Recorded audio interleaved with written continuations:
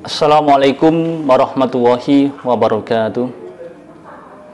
Alhamdulillah hamdan yukafi ni'amahu wa yukafi mazida.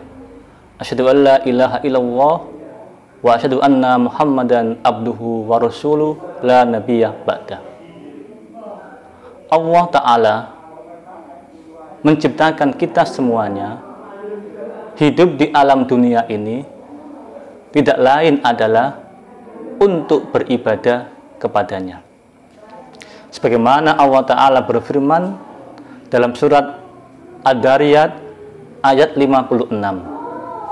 Wa ma khalaqtul jinna wal insa illa liya'budun. Dan tidaklah aku ciptakan jin dan manusia kecuali untuk beribadah kepadaku. Beribadah kepada Allah bisa kita lakukan dengan berbagai macam cara. Bisa kita beribadah dengan fisik kita, dengan tubuh kita, seperti berzikir, membaca Al-Quran, dan lain sebagainya. Beribadah bisa kita lakukan dengan tenaga kita, waktu kita. Misalnya, membantu orang lain, menolong orang yang membutuhkan pertolongan, bekerja bakti, dan lain sebagainya. Dan yang ketiga, beribadah juga bisa kita lakukan dengan harta yang dititipkan Allah kepada kita semua. Jangan mengira harta yang kita miliki itu milik kita. Sejatinya harta yang kita miliki itu adalah titipan dari Allah. Untuk itu, selagi harta itu masih dititipkan Allah pada diri kita, mari kita gunakan dengan sebaik-baiknya. Karena pada harta kita ada hak orang-orang yang membutuhkan. Ada hak orang-orang yatim, anak-anak yatim, ada hak orang-orang miskin. Sebagaimana Allah Ta'ala berfirman dalam surat Al-Ma'arij ayat 25. A'udzu billahi minasyaitonir rajim. Wa fi amwalihim haqqum ma'lum lisail wal mahrum. Bahwasanya pada harta kita, harta manusia, ada hak orang-orang yang meminta-minta dan ada hak mahrum. Orang yang meminta-minta di sini adalah orang miskin, tetapi karena kemiskinannya dia menjadi peminta-minta. Yang kedua, mahrum itu orang miskin, tapi dia masih menjaga kehormatan, tidak mau mengemis, tidak mau meminta-minta. Maka orang seperti ini, ketika Allah memberikan kita amanat berupa harta, mari kita bagi kepada mereka. Demikian pula anak-anak yatim. Mungkin ada di kanan kiri kita, mungkin ada dari teman-teman kita. Mari kita biasakan membantu.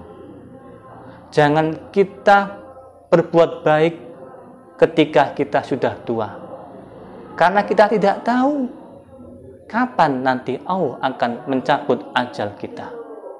Sebagaimana Allah Ta'ala mengingatkan kita semuanya dalam surat Al-Munafikun ayat 10. Allah Ta'ala berfirman, wa anfiqu mimma razaqnakum min qabli ayyatiya ahadakumul maut fayaqula rabbi laula akhortani ila ajalin qarib fa asaddaqa wa akum minas sholihin. Dan infakkanlah sebagian dari apa yang telah diberikan Allah kepadamu sebelum nanti maut menghampirimu, sehingga kelak ketika kamu berada di akhirat meminta kepada Allah supaya diminta tangguhkan, supaya dikembalikan kehidupan dunia lagi. Fa asaddaqa wa akum minas sholihin, berjanji untuk bersedekah, berjanji untuk berzakat, berjanji untuk berwakaf, dan berjanji menjadi orang-orang yang baik. Tetapi sekali lagi ini peringatan. Penyesalan mereka tidak ada gunanya.